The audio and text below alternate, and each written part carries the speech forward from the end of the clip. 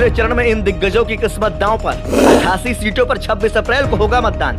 राहुल गांधी, अरुण गोविल समेत कई दिग्गज चुनावी मैदान में। कौन पड़ रहा किस पर भारी, अब जनता की बारी। देश के 523 लोकसभा सीटों में से 102 सीटों पर बीते शुक्रवार को मतदान के साथ ही चुनाव का आगाज हो चुका है। अब 26 अप्रैल को दूसरे चरण की वोटिंग की तैयारी में चुनाव आयोग जुट गया है। लोकसभा के दूसरे चरण में 12 राज्यों की कुल 88 सीटों पर पोलिंग होगी।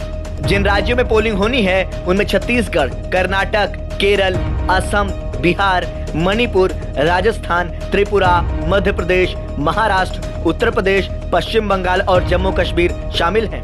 दूसरे चरण में कांग्रेस के दिग्गज नेता राहुल गांधी, एनी राजा, शशि थरूर, नवनीत राणा, ओम बिरला, हेमा मालिनी, अरुण गोविल और प्रहलाद जोशी जैसे दिग्गज चुनावी मैदान में हैं। बता दें कि चुनाव के ऐलान के समय चुनाव आयोग ने दूसरे चरण में 89 सीटों पर मतदान कराने का ऐलान किया था, लेकिन मध्य प्रदेश के बैतूल लोकसभा सीट से बीएसपी के उम्मीदवार अशोक भालवी के निधन के कारण इस सीट पर मतदान स्थगित कर दिया गया है। इस तरह से दूसरे चरण में अब 88 सीटों पर ही मतदान होगा।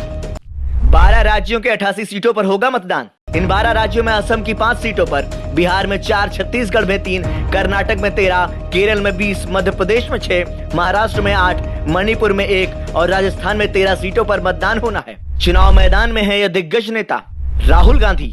केरल की वायनाड लोकसभा सीट से कांग्रेस के पूर्व अध्यक्ष राहुल गांधी फिर से चुनावी मैदान में हैं। यहाँ भाकपा की एनी राजा और एनडीए के सुरेंद्रन उनके खिलाफ चुनावी मैदान में हैं।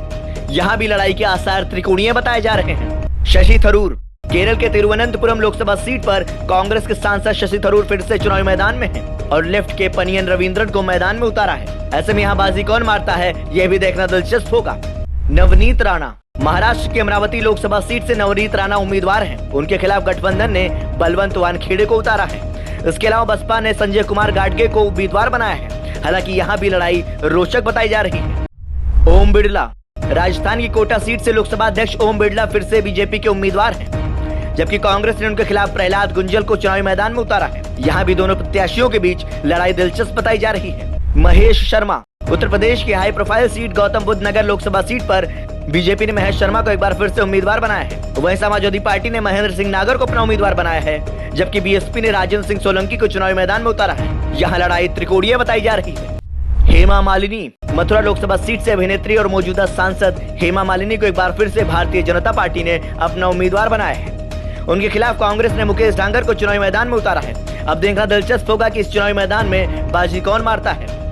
अरुण गोविल, मेरठ लोकसभा सीट से बीजेपी ने अरुण गोविल को टिकट दिया है। उनका सीधा मुकाबला समाजवादी पार्टी की प्रत्याशी सुनीता वर्मा से है। इस सीट पर दोनों प्रत्याशियों के बीच कड़ी टक्कर देखने को मिल रही है। प्रहलाद जोशी, कर्नाटक की धारवाड़ लोकसभा सीट से केंद्रीय मंत्री प्रहलाद जोशी एक बार फिर से चुनावी मैदान में हैं। उनके खिलाफ दिलेश्वर स्वामी भी चुनावी मैदान में ताल ठोक रहे हैं। यहाँ भी लड़ाई बेहद रोचक बताई जा रही है। ब्यूरो रिपोर्ट, संदेश वाहक।